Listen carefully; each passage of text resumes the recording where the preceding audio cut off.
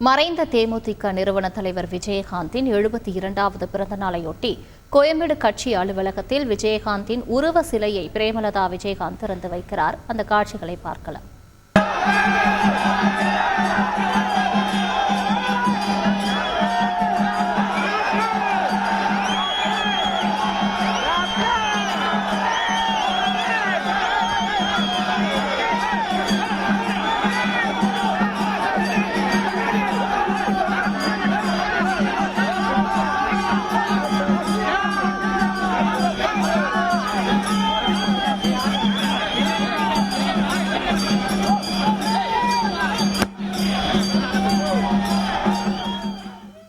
இதுகுறித்த கூடுதல் தகவலை செய்தியாளர் தாயுமானவன் வழங்க கேட்கலாம். தாயுமானவன், வணக்கம்.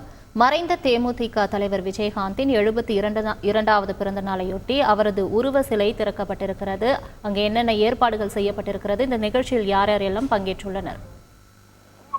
மறைந்த தேமுதிக நிறுவன தலைவர் விஜயகாந்த் அவர்களுடைய 72வது பிறந்த நாளையொட்டி தேமுதிக பொதுச் செயலாளர் பிரேமலதா விஜயகாந்த் தேமுதிக அலுவலகத்தில் உள்ள விஜயகாந்த் அவர்களுடைய நினைவிடத்துல மரியாதை செலுத்தி நலத்திட்டங்களை வழங்கி விஜயகாந்த் அவர்களுடைய திருவுருவ சிலையை திறந்து வைத்து தற்போது இன்னும் சற்று நேரத்தில் செய்தியாளர்களை சந்தித்திருக்கிறார். மறைந்த தேமுதிக தலைவர் நிறுவன தலைவர் விஜயகாந்துடைய 72வது பிறந்த நாள் இன்று தேமுதிகவினரால் வெகு விமர்சையாக கொண்டாடப்பட்டு வருகிறது.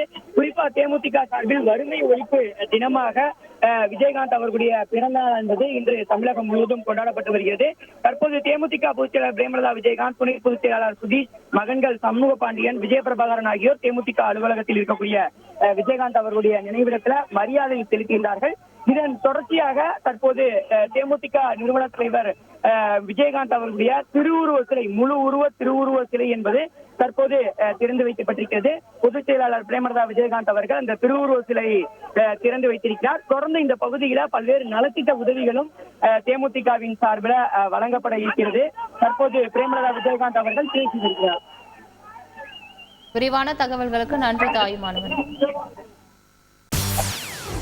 செய்திகளை உடனுக்குடன் தெரிந்து கொள்ள உடனே சப்ஸ்கிரைப் பண்ணுங்க.